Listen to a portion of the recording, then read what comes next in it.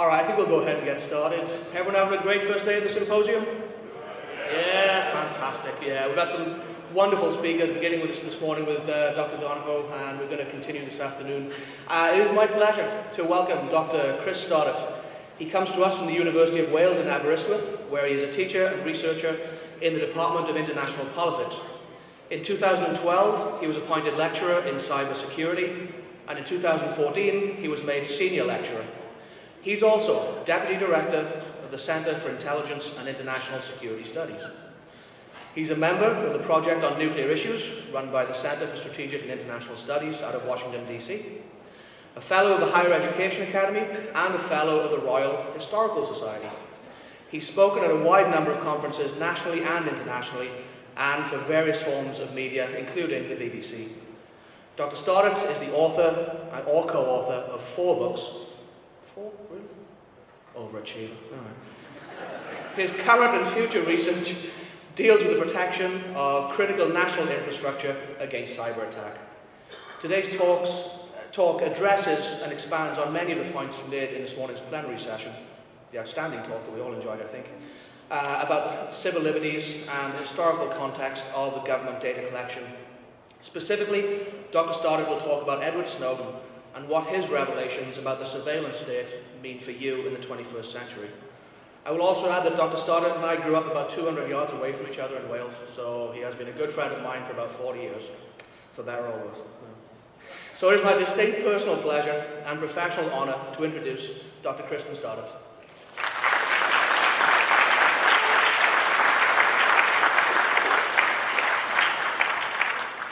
Mark, unfortunately, now is showing our age. It is hard to hide. Harder for some than others. I would like to thank Professor Bolt for that wonderful introduction. I'd also like to thank Westminster College, in particular Tobias Gibson and Kurt Jefferson, for the kind invite and the wonderful organisation and the hosting of this event, which I think has been extraordinarily good. If you go with me just for a second, try to turn on my PC as well. It's all right. It's surprising that, well, a little bit surprising to me that Edward Snowden has been mentioned so frequently in the course of these last few days. It is, of course, a matter of record now that he was the main whistleblower of what are known as the prison revelations, which have been a source of much speculation, controversy, and general thoughtfulness by both the United States and in some of the partner nations that engaged in the programme. This includes, of course, the United Kingdom, but a number of others under the accuser agreement. Right. So let's look at the gentleman himself. I will say before I start, obviously you've got some details up on the screen, that I find, when I looked into his background as much as you possibly can, some of the ways he found into the intelligence service community, I should say, and the ways he was recruited, the things he did, and the level he achieved to be somewhat mysterious. I would ask you to look up, when you get a chance, an opportunity, how he managed to get into this position of authority and was able to exfiltrate this data. I think that in itself is revealing of a number of systemic issues in the intelligence community post 9/11, when intelligence sharing became very, very important to the intelligence community. As you can tell, he had a family background in public service. His grandfather was in the Pentagon on 9/11. When he was interviewed by The Guardian, he was at pains to point this out, that he didn't very, very much, whatever your personal views are, very, very much didn't see himself as a traitor. Quite the opposite. He felt he had a public duty to disclose these activities to the wider world, for the American public and the wider world to be able to scrutinise some of the decision-making that went on. He wasn't a high achiever, which may surprise some. He also didn't have a college degree, which might surprise some more people. He also tried to gained entrance into US Special Forces. He went through basic training, suffered allegedly 2 broken legs, which ruled him out of military service. But the important thing from his point of view is he tried. He wanted to serve his country. Now, it'd be interesting for me to know from you at some point what your views of him are. It very much is a matter of opinion, I think. Whether you see him as a whistleblower, a traitor, or a patriot of some colour.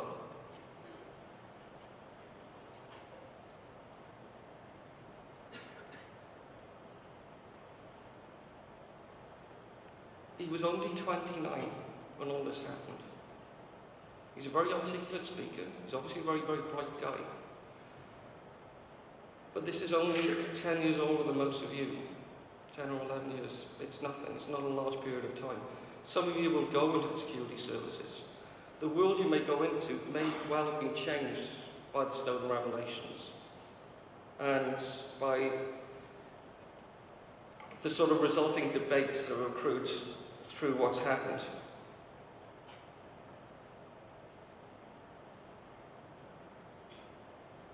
He was, apparently, allegedly, only a systems administrator. But the systems administrator role in computer security gives you almost unprecedented access, because it is where computer scientists deal with the very highest levels of classification, beyond that even those with top security clearance might necessarily see. It's almost subverting the system. This is the computer system, not necessarily the intelligence collection and dissemination system. But what I find interesting is how we managed to exfiltrate the data. I've gone to secure sites. Many of you work in secure sites. You cannot walk in and out carrying a data stick.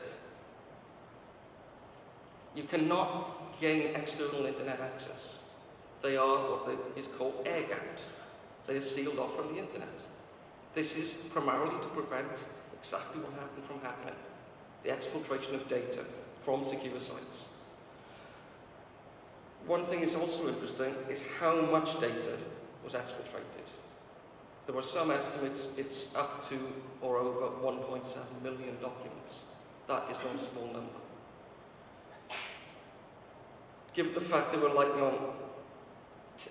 in the form of text-only documents, very limited pictures, JPEGs, etc., probably almost no video. You could do that on SD cards, USB sticks, and certainly this is how he passed it to and from the journalist he was speaking to when he flew to Hong Kong from Hawaii. And this was a big story for both The Guardian and The Washington Post, and ultimately The Spiegel and a various variety of other newspapers, all of them allegedly now hold this data. He himself, when he ended up in Russia, and the United States seized his passport, I think before we boarded the flight, didn't have in possession those documents. That's what he claims. Now, of course, the counterclaim is the FSB and the Russian government would be very interested in what he had in his possession, or what he had up here.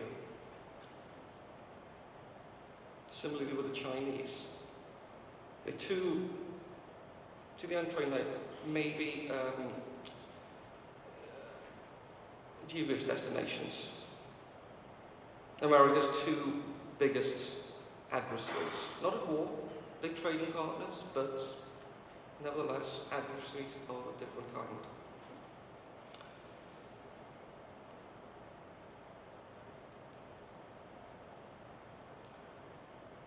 To illustrate some of the context, part of what the National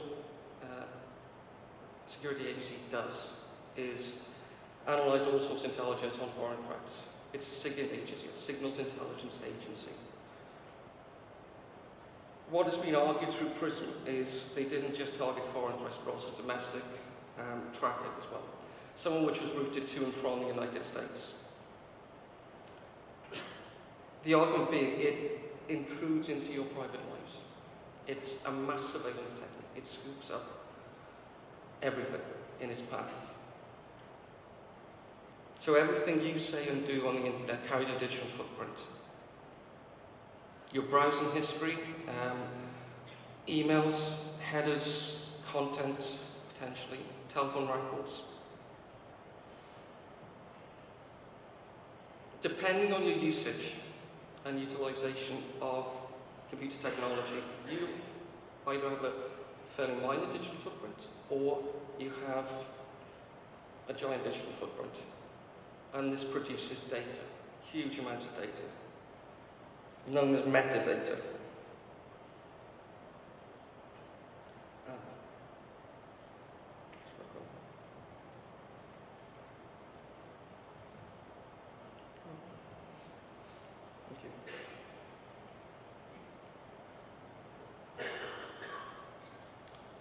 What's also interesting about Edward Snowden is he didn't work directly for the National Security Agency, as far as one can tell. He was a subcontractor.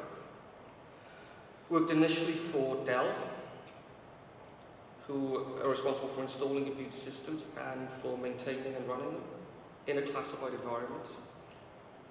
And bearing in mind, a lot of these are legacy systems, dating from upwards of 25 years old. They can't really be modernized very well. It's a very important job to keep these systems running.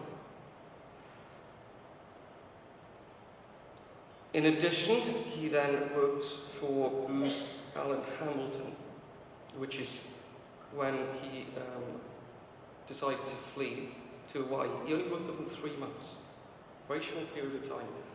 But he did that in order to gain access to more data and to be able to exfiltrate that data and leave to Hong Kong.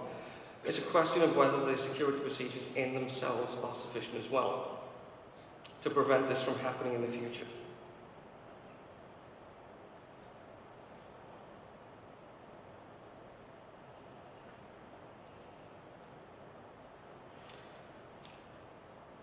One of the issues you might want to consider yourselves is that of encryption.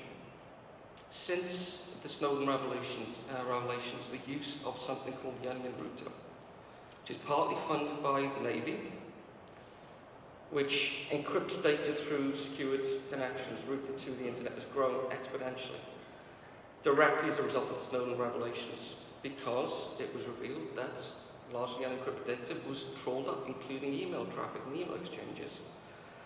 In addition, our connectivity, our communications are global.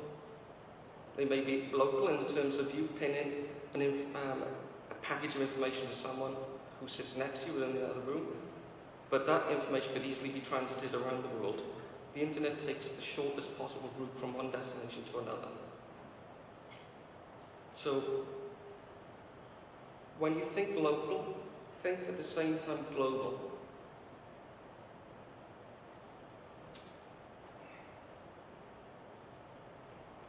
The data that is harvested and analysed by the NSA and GCHQ and various other agencies across this globe can produce extremely highly accurate pictures of individuals, as well as social, economic, medical, and political trends. This is called analytics. And there'll be a few slides later which detail analytics, but it is one of the most remarkable things you will ever see. If you want to look on YouTube, or if you want to look on Google, and do your own version of analytics, you can. The amount you can find out about your friends, your family, their associations, their backgrounds, their work patterns, their life patterns, is phenomenal. And it's a trend that will only grow, particularly when smart technologies really come on stream, smart metering systems. Say they control the power in your house. It tells an individual who may or may not be monitoring you when you're leaving, when you're coming home, when you're on vacation, when you leave for work, when you come home, what's in the fridge, whether you're married, unmarried, whether you have children, no children, whether you have pets, etc., etc. This is an example of what can be done with analytics, and from that you can produce a huge amount of detailed information about each and every one of you. If you're happy with that, wonderful. How many of you read terms and conditions when you sign up to social media or to services? 1, 2, How many? One person? Really? Two or three of you. 30 pages of terms and conditions. All right, I saw your hand, it's fine. You're very keen. Sorry, you're the lucky one. I don't have time to read 30 pages of terms and conditions. I was saying to someone earlier that in one of the terms and conditions that I've seen, they inserted, we claim possession of your firstborn child. I kid you not. People don't read what they sign up to. It's not legally enforceable, I think it was a bit mischievous. But it kind of gives you an idea of what you're signing up to. When you put services, pictures, chats, etc., onto the internet or into the cloud, you don't have ownership of it. You lose ownership. That ownership passes to Google, to Facebook, to Yahoo, to Skype, and so on. It's not private. Think of everything, every time you step onto a computer. Log on. It's public information. If you think it's public rather than private, maybe that produces a change in mindset. Maybe.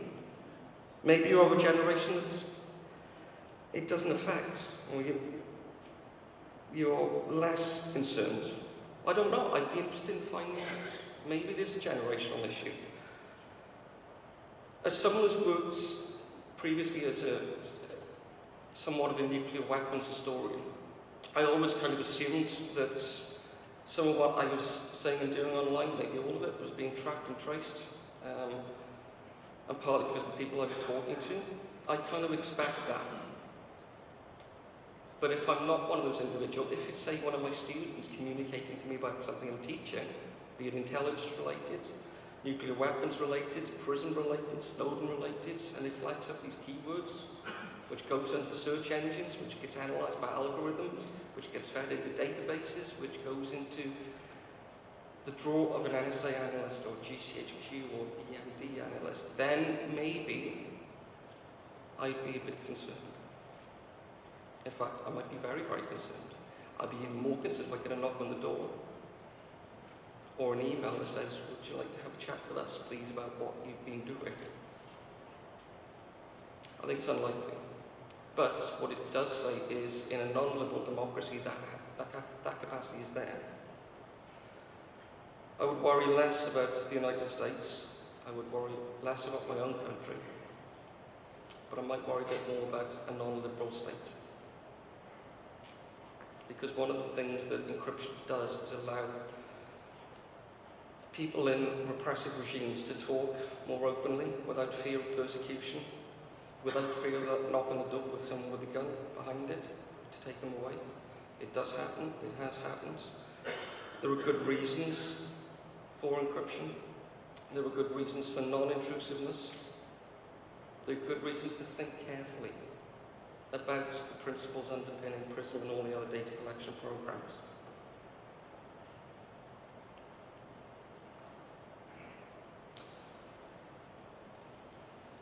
Part of the releases, or the disclosures, was Presidential Policy Directive 20, back in 2012, which I would invite you to look at.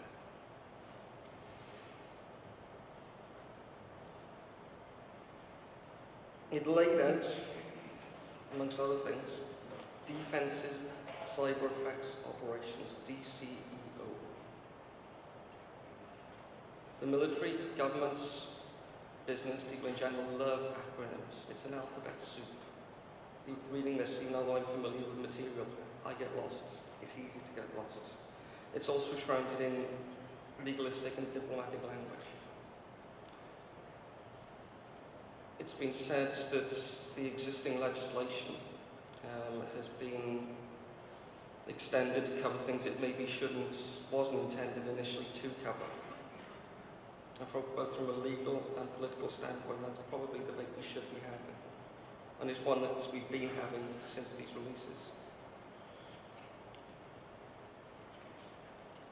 What you should notice from this extract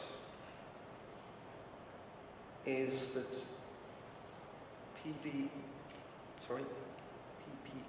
20 required the cooperation of private companies who own and operate cyberspace. These are the big providers that you and I use on a day-to-day basis. Some of which were cooperative, some of which had reservations about cooperation because of what it entailed. It's a debate that's been had backwards and forth regarding whether ISPs, internet service providers and the like, should actually be part of the policing of the internet. And it's policing with a small p rather than a big P. You know, there is no overarching global police force to look at these issues.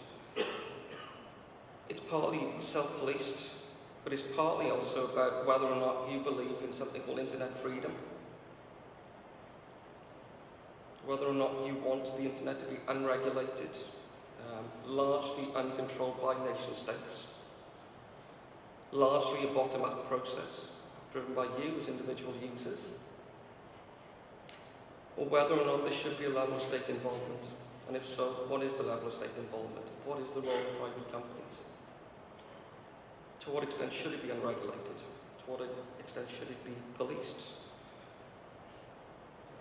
Would you allow illicit trade in drugs, in handguns, in child pornography, in things that we deem to be illegal? It also encourages terrorism. It's also a method of recruitment. And it's also a method of communication, which is a way of targeting individuals involved in terrorist activities or who run counter to ideas of national security. And it's partly here where the dilemma and the balance lies between, do you want to protect yourself from the bad guys, the bad people? And if so, what are you prepared to do? Are you prepared to give up your privacy, elements of your civil liberty? If so, how much? Where are the intersections? Where are the boundaries? At what point do you, as individuals, say, stop, enough, or pause for thought? We need to discuss this. This needs to be thought about. You know, if it's a piece of legislation, as we've seen in the last couple of days, they're time limited because technology changes, our attitudes change. We need to think a little bit more carefully about where this is all going. And this, where we are right now, is barely a snapshot. Where this technology will head in the next, even 5 years, is very hard to predict. Biometrics will come along with smart technologies. Artificial intelligence will increase. This is already being used. It's both public sector and private sector. It's partly government funded, it's partly private funded. It's partly run at the universities. It's partly in the hands of individuals. AI, biometrics, smart technologies will all combine to produce something different and change it again. But the depth of pervasiveness it reaches into each and every one of us will be remarkable. Either that or we opt out. We've always got that option. Turn off the internet, turn off the lights.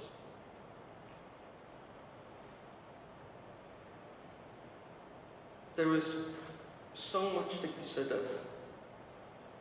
if you're an analyst, if you're looking at it from the protective side of the fence.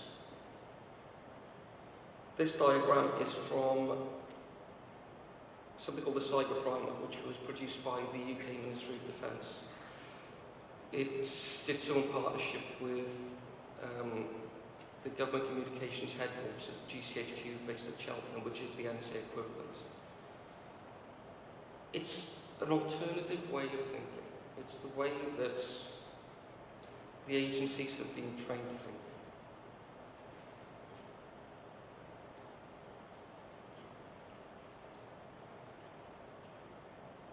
It is layered.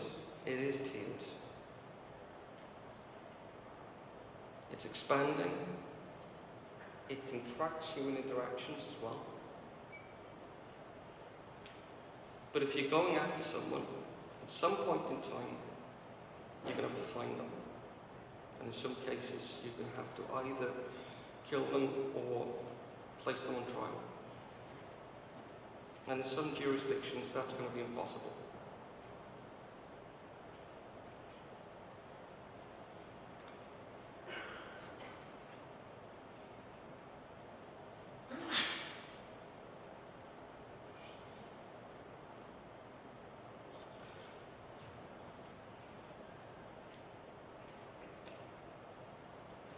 There is so much we can actually talk about in terms of how many of you own cell phones? I'm assuming most, if not every one of us. Yeah, I mean, look, it'd be enormously surprising if we didn't. The cell phones that we produce can produce geodetic data, which taps our locations, which makes us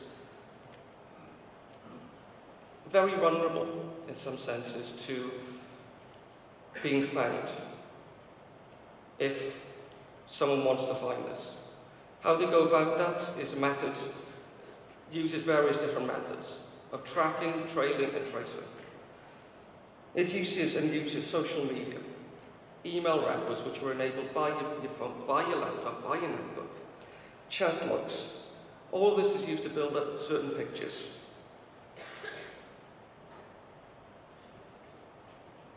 We also know that the NSA and GCHQ and other agencies, through partnerships agreements, have secretly attached intercepts to the undersea fiber optic cables that ring this world. These are the architectural backbone of the internet and a key enabler, along with satellite technology, of the global technology and connectivity that we take for granted. Now, whilst this provides a high degree of access to global communications, it also is a method of subverting potentially our civil liberties and national freedoms. Edward Snowden told the journalist Glenn Greenwald of The Guardian that he didn't want to live in a world where everything I say, everything that I do, everyone I talk to, every expression of love or friendship is recorded.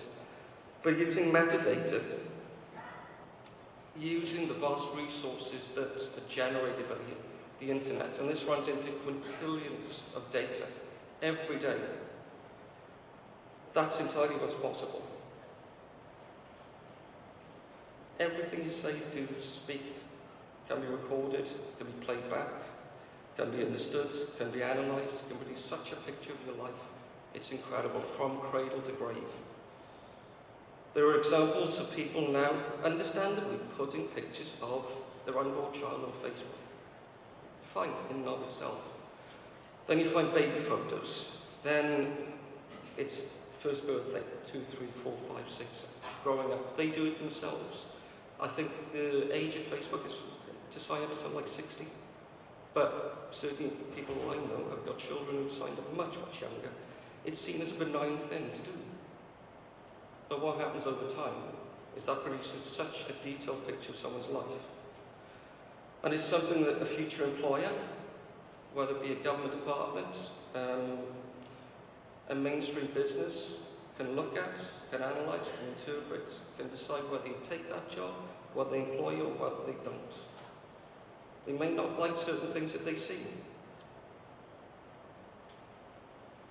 And like I said earlier, nobody reads the terms and conditions. That data is not yours. You can request to take it down or have it taken down. Whether or not you'll be able to, I fear not. That'll be up there for good. Now, whether you want an employer to see a picture of you dancing, maybe doing something you shouldn't do, maybe it's something benign, totally incongruous. But they decide on the basis of that, sorry, there's a better candidate, that I just don't like the look of that person. That's because you did something 4 or 5 years ago, on one night, for a moment, but it's captured. It's a selfie. It's someone else has taken that picture and they've tagged you in it. It's not you, per se. It's not representative of you, but taken with analytics and the depth of data that's found on Facebook, Twitter, and Flickr, and so on and so forth. Your life is revealed as a totality. Again, if you're comfortable with that, you're happy with that, if you've thought about that, fine, you're good. But this is accessible to companies, to corporations, to external partners who do go through this process, and to governments, including your own, including my own. Again, if you're comfortable with that, fine. If you haven't thought about it, even better. If you'd like to question your government about it, that is your democratic right. And it's one I would suggest you exercise.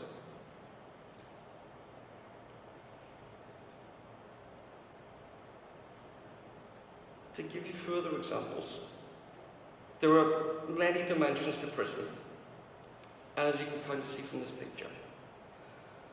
There are sub-programs within programs, some of which are still classified, some of which have still not been revealed, and some of which have been moved on, partly as a result of the Snowden revelations, partly because technology moves at such a pace. And this is based on me talking to people in the intelligence community. But of those which have been publicly revealed, and which give some smaller insights into what technology is capable of doing, and what the Snowden revelations actually reveal, is XKeyscore. That is an internet-targeted database system. It's a form of data mining, someone trying to find out information about you actively. And given the amount of information that's put out there, including things I myself put out, a great deal of information can be found out about you. A great deal. It's able to draw on nearly everything a typical user does on the internet, which includes web and search histories and email content. Another is DNI Presenter, that can be used alongside XKeyscore, and that examines Facebook chats and private messaging. Emphasis perhaps on private. Like I said, nobody reads the terms and conditions, it's not private. And the legislation is being used to move into this space, to move into social media. And to be honest, if it's not the NSA, it's not GCHQ, it's the FSB, it's the Chinese, it's other countries. To my mind, this has got to be solved, or at least thought about, more in terms of a global level issue. You can look at it purely through the lens of Snowden and PRISM and all the other programs. But I would suggest this is more than a national issue. It's more than a national security issue. It's something we should discuss in the context of internet freedom and internet governance debates. It's all part of the package. Do you want a free and unfettered internet? Or do you accept a measure of policing? If so, where do the boundaries lie? That's probably the main take-home message from this talk. Where do these boundaries lie? Between policing, control, regulation, and internet freedom, and your own personal and civil liberties.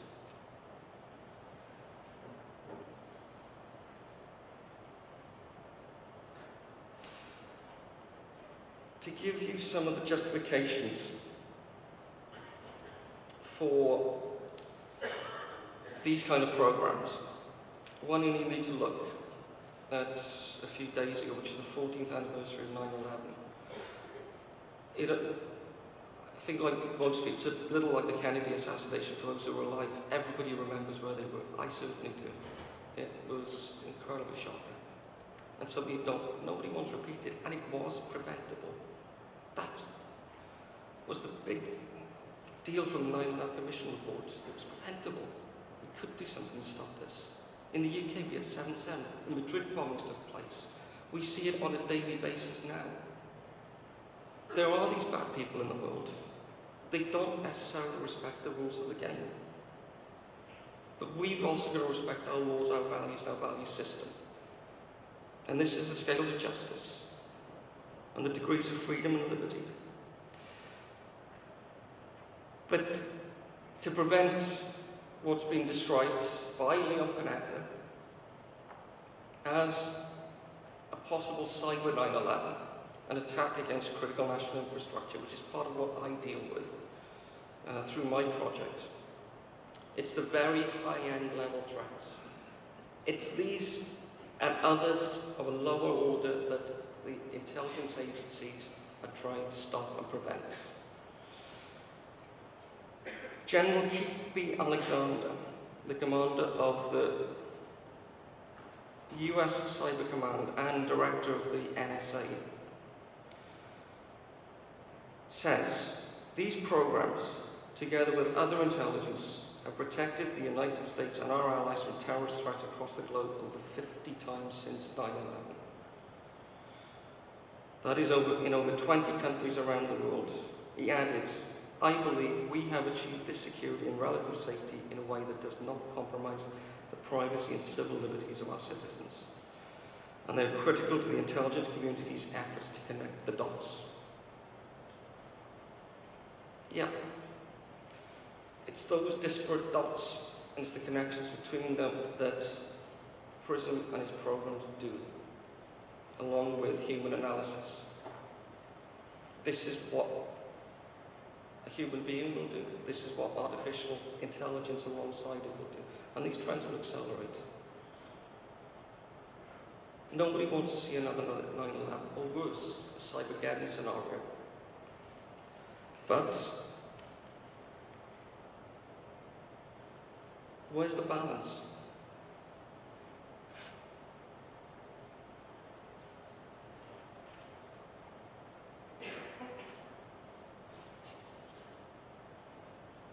Would you want to see your data, including audio, video, chats, photographs, emails, documents, connection logs, pictures, geodetic data, when an image is taken of you, wherever it might be, locations tagged, you can see on Facebook across the globe, we know where you are, we know who you're with, we know what you're doing.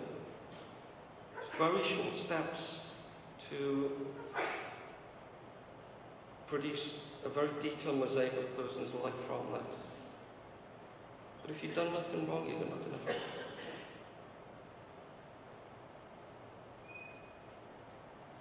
There are cascade effects which we need to think through as well and mitigate. Like I said, I don't think this is solely a national security issue. I think it is something that needs to be discussed globally. But if you look at examples of climate change, of nuclear non-proliferation, of global health, we're not very good at it. We don't seem to have the tools or the vocabulary. And this is something we need to move forward with, I believe.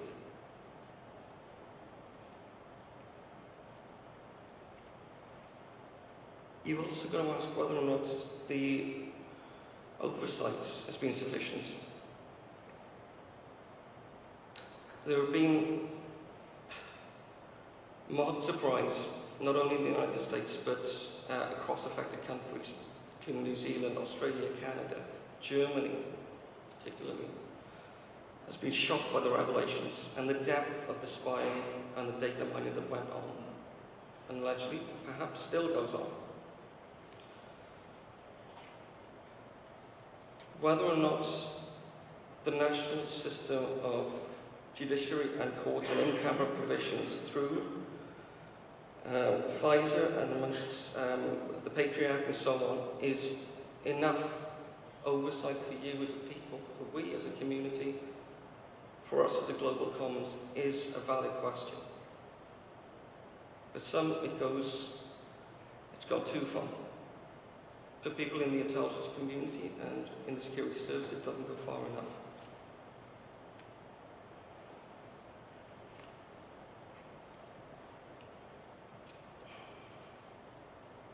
To give you an example, a member of the Australian government, and this is one of the partner nations in the long-standing Five Eyes Agreement, noted that the US may be able to brush aside some of the diplomatic fallout from the Snowden leak, but that may not be the case for Australia, China, Malaysia and other countries, who may respond to us in ways that they would not to Washington.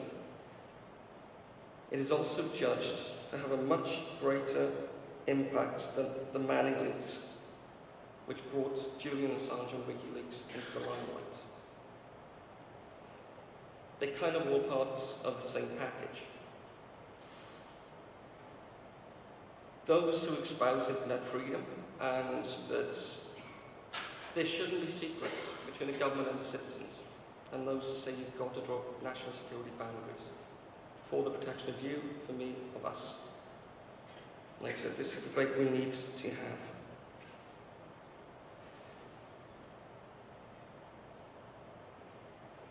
The revelations regarding PRISM's intelligence gathering and analysis have shaken the trust between the US, the UK governments, in other nations, and also in key elements of the private sector and in civil society.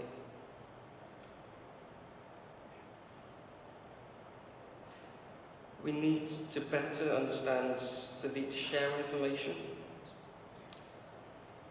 and to protect that information. We also need to be careful of insider threats. If Snowden showed anything, it's that they were alive and well.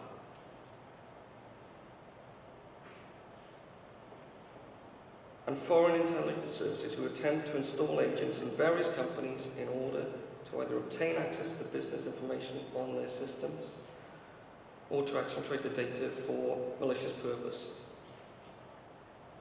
Risks for the private sector, for governments, for us as individuals, will grow and are growing faster than our capability to act. This is partly technological determinism. We can see around the bend of the river to an extent, we can see over the horizon to a limited extent. We don't see everything. And we don't know necessarily where all this is leading. As I said, technology, this is a snapshot of where we are now. If we don't have an informed debate of where we want to be in 5 years' time, you could find yourself in a very uncomfortable position.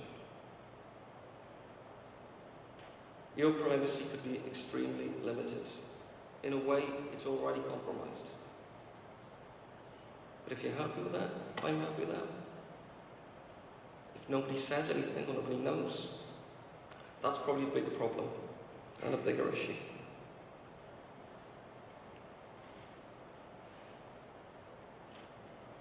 Threats not only emanate from individuals and groups, some of which are well organised, some of which are based in hard jurisdictions. They can also be, or are, from industrial competitors, foreign intelligence services, or simply hackers for the sake of it, and like to find out what they can do. There are lots of cases of these people. There are also hacktivist groups like Anonymous, who share political purposes. They tend to be of a younger generation, script kiddie generation, who draw on political and ideological rationales, some of which will resonate with each and every one of us. The growth and complexity of the attacks has seen enormous growth.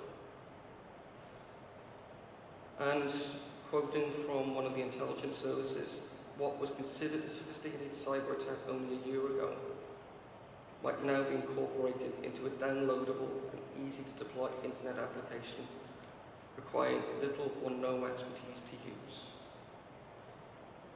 They're widely available on the internet. I wouldn't suggest you go looking for them, but they're there. They're very easy to find. Search engines, to find backdoors into systems, into looking at aspects of critical national infrastructure, to look at shipping, to look at electrical grids, to look at which airliners are passing overhead, is widely available. In fact, it's very interesting to look at. But it can also be used for nefarious purposes. It's just a case of go looking for what's out there.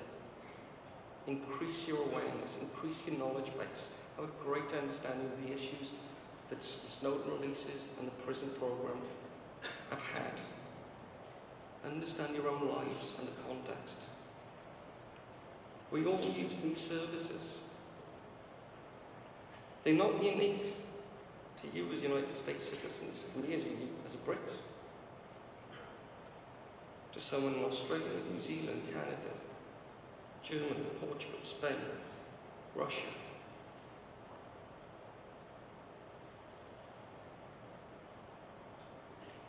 The amount of information you can get from it is incredible. It's insightful, it's penetrating. It's almost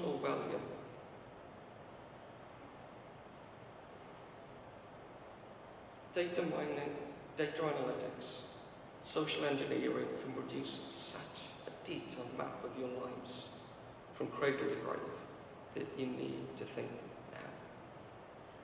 But is this the world you want? Is this the internet you want? Is this the connectivity that the world demands? But if so, you give up elements of personal freedom. And you pay for it, one way or the other.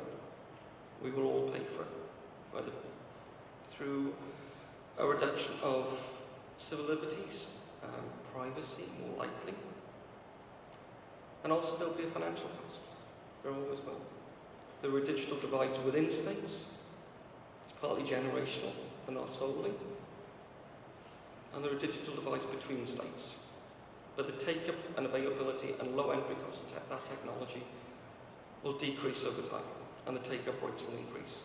We are all in it together.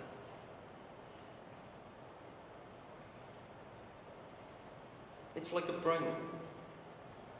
It's an incredible series of connections. It is the greatest human accomplishment, potentially. I can think of nothing greater. It's precious. It's not solely the internet, but the collaborations it produces, the decentralization, the capacity to learn, to understand, to see things, to comprehend. The extent to which this is a bottom-up driven process, and the extent to which nation states should be able to regulate their police is a debate you should be thinking about, and I should be thinking about, and government should be thinking about, and private industry should be thinking about, and they do. Be part of that debate. Engage it, think about it, question it. Snowden and prison are one aspect of this. It's deeper, it's stronger, it's more powerful. I will hopefully leave you with some questions.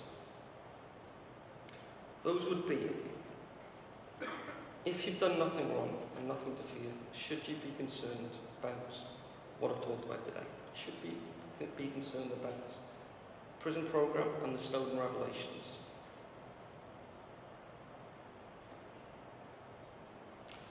Would it bother you if a pattern of your life was created from cradle to grave, not only for you to see, not only for your family to see, for everyone to see, or for your government to see? And that stretches deep and wide. That includes medical data and various other metrics you can use.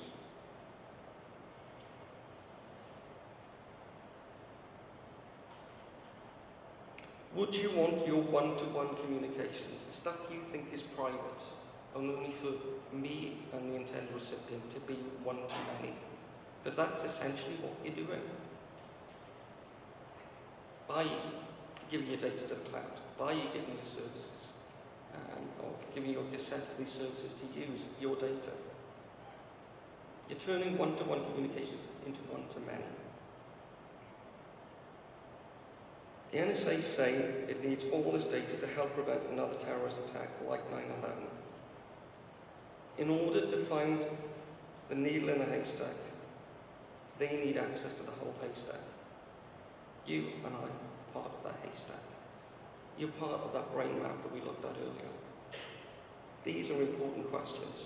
This is your generation, this is your time. It's your power to agree with it or to change it. And I'll leave it there. Thank you very much.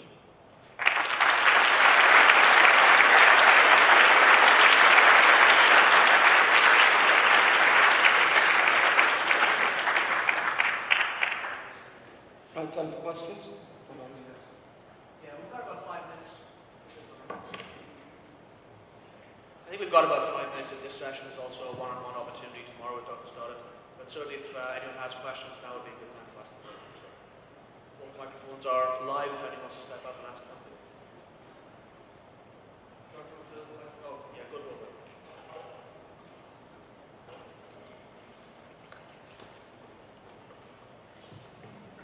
First of all, thank you very much for a very interesting lecture. I really appreciate the information that you gave us. And my question would be, since the government is trying to, or wants to enforce stronger regulative policies upon its citizens, either for their own gain or for companies, them to get access to more information.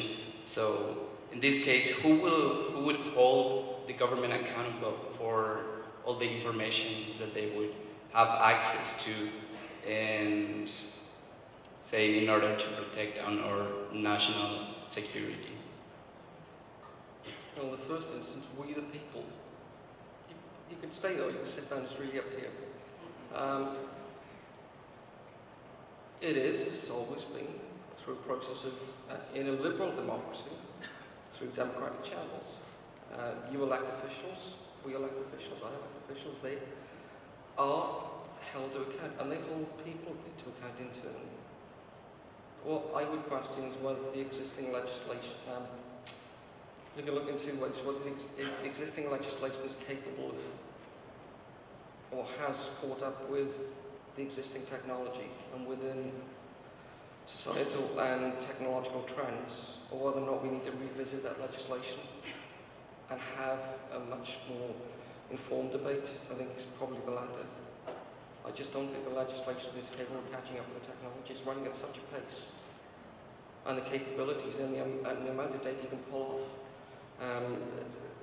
the internet and all sorts of different services. I mean, I've barely touched the surface. It's incredible. It's absolutely awe-inspiringly incredible. And the picture you can produce of any one of us is awesome in its detail. You'd be amazed. And I don't think that either national, supranational law, international law has really thought about it. Not in the in-depth way it really needs to. It's a very good question, actually. Thank you. Yeah, sure.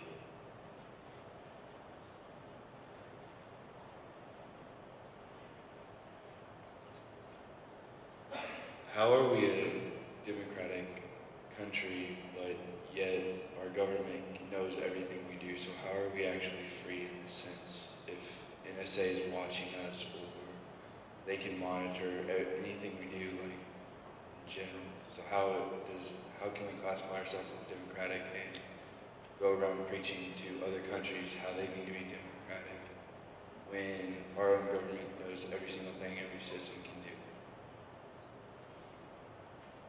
A very good, very provocative question. Tell you what, it's a question that I would like to see you put to your senators, your representatives, to MPs and so on, because that is how you hold people to account.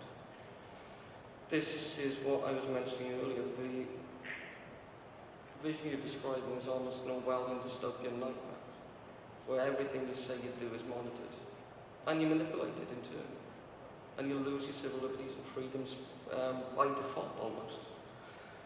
By not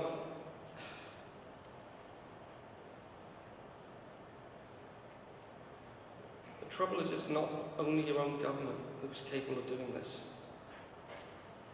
If someone wants to hack into your computer and take control of it, or to switch on your webcam and see what you're doing, they can. Technology is so readily available. It's just that a government has been happening to do this.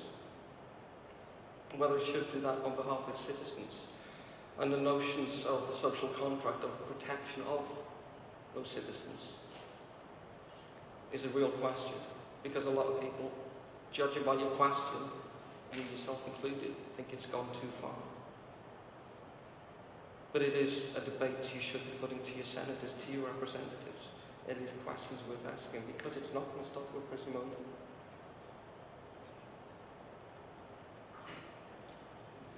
Thank you for coming to speak with us. Building off of his question, is it the duty of citizens of the United States or the government of the United States to be responsible for our own cybersecurity? Whose shoulders should that fall? Good question. Misconceived, but a fantastic question. Misconceived not because you're wrong in any way, shape or form, but because the internet is borderless. It is not a respecter of borders. The conception of cyberspace can't reflect nation states. It can't reflect physical boundaries. It's not a geographical entity. to think of it in terms of protecting national cyberspace is a misnomer. It's a nonsense. It's similar with trying to protect companies within national borders. We've seen so many hacks of so many companies, including very recently Sony from North Korea, very likely. PayPal, Amazon, the list goes on and on and on. Ashley Madison, etc., etc. We're not capable of policing it in that sense. It's not like defending national borders where you see an enemy across the way and you're going to launch a weapon against them. It's very much what PPD 20 was talking about. It's a mix of both defensive and offensive cyber operations to try to defend that space. It's the thinking, I think, that needs to change also. Because this is where you get into establishing rules of the game between nation states. That includes Russia, it includes China, to stop espionage against one another, or at least to have red lines. You don't go after critical national infrastructure. You don't go after healthcare systems. You don't try and take flights out of the air or grant airline traffic. You know, there's certain respects and red lines. We have them over other things. That needs to be established for cyberspace. It's a very weak term in some senses. Because it's bounded in a geographical conception. Is that okay? Yeah, sure. Shoot. Well, I think this is very sad for the world, and it's sad for where we come from, because it makes our countries distrust the West, the United States in particular, because we feel like since Snowden is running to Russia and to China, we feel like those are the people we should be aligning with, because it's terrible.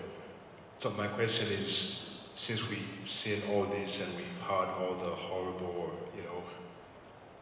the danger that our public life, our private life being out there poses, is there any good news? Have you had any positive response from the people you talk to? Is there any hope?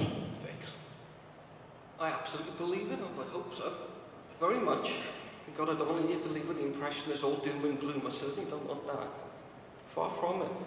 As I said to you earlier, the internet is probably it's beyond the printing press. It's beyond, we had the alphabet, then you had the printing press. Now we've got the internet. It's precious. It's a great tool. It's one of the great things we have. It's just we need to recast our thinking a little bit. It's just growing so quickly and so rapidly. I mean, I don't have my cell phone in my pocket, but if I did, I'd communicate with anybody globally instantaneously now. That's beautiful. I never had that growing up. My parents, my grandparents never had it growing up. It's fantastic. That's hope for itself. From a practical point of view, we just need to think about where our private boundaries are, how far governments should be able to regulate and police. Whether it's the Chinese, whether it's the Russians, whether it's the United States. It partly depends on your political system. These aren't easy things to solve. These have never been easy things to solve. There are debates which go on down in Brazil with the Internet Governance Forum. Be part of that conversation, either as individuals taking part in online discussions, which you're all entitled to, or as members of civil society. There are many, many groups out there that deal with issues of internet freedom, regulation, deregulation, and so on. Have that conversation, be part of the conversation, be part of the political process. Don't think that you've been sidelined. I'd hate to think that, I really would. I hope to God I haven't given the impression that they're looking over your shoulder. It's not so much that. In a way, it's almost too big to be able to really control people's lives in the way you seem to be indicating. I'm a big believer in hope and in the enabler that is the internet, and it is connectivity, and it is all the technologies that are here and to come. But we also have a level of responsibility and a level of thoughtfulness that needs to be refined and to be questioned a little. Thank you for taking my question. out to talk to us. Before I feel like I can ask my question, I want to just restate something you said right at the end of the 3 questions you asked us. You asked if I've never done anything wrong, do I have to care about security and checking into my life? And you mentioned 2 others, but before I want to get into those, what I feel that asking those 3 questions definitely defines how you define liberty and security. And from what I've learned and hopefully understand throughout the symposium is that right now it feels like there's a very inverse proportion between liberty and security. It seems like once security goes up, it sounds like liberty goes down and vice versa. Is there a world that we can live in where they are directly proportional? When one goes up, the other goes up as well. And in order to be able to achieve that, would we have to relook at the definition of the 2? Thank you. Some good questions. Another one. Thank you very much. I'll answer it by way of an anecdote, if I may. When I was growing up, we lived in the shadow of the Cold War, of nuclear destruction. There were all sorts of conspiracy theories about by the government. I was 10, 11, 12, 13, all the way until I was 18. And the government seemed to be very distant. Decisions were taken, made by people I never knew, never understood, never talked to, that I would never interact with in my life. And I didn't know how they were making those decisions. Decisions that affected my life, my liberty, my freedom, my life, my very survival. So by the time I was in my 20s and I started to become an academic, it's one of the things I did, what I did for my PhD thesis. I looked at nuclear weapons, I looked at the historical record, I started talking to people who were making these decisions when I was growing up. And they seemed less distant, and it seemed that they weren't cold, and they weren't calculating, and they did have my best interests at heart. And my not always agreed with them, and quite often I didn't, but they weren't bad people. And that goes for people I met now in the intelligence and security communities, and in governments, and the international lawyers, and the police. All of them I talk to on a regular basis. They're not bad people. There are bad people out there, but I don't believe they're them. But at the same time, they and the elected officials who make policy still need to be held to account. We still need to have an informed public debate about the extent of surveillance activities, about how far we're prepared to go, and in addition as well, how far a private company should be regulated in stopping intrusiveness, pervasiveness, things that you're not conscious of. Now, if you make an informed choice, maybe then you're protecting your liberty and your freedom. If your choice is uninformed, in the sense of, I salute you who actually reads 30 pages of terms and conditions. That needs to be more succinct, and I think the key elements of that need to be better understood. We need to know what we're signing up for. Like I said, it's not just where we are now. We're in snapshot mode. It's where the technology is going to head in 5 years, 10 years, 15 years. By the time you have children, by the time your children have children themselves, we need to try and look a little bit further over the horizon than we've done hitherto. And our laws and regulations and political understanding need to grow with it. And that's going to be a long road, a very difficult road. No more difficult than where we were at the end of the Cold War, during the Cold War. But I believe in it. I believe in it as a great enabler. I believe in the future. I believe it's, on the whole, a good thing, and good things will result. And that's another message I'd like to take away. I think that is a good place to end. A reminder that you can continue this conversation with Dr. Stoddart tomorrow. Thank you again, Chris, for your time today. Thank you all for attending.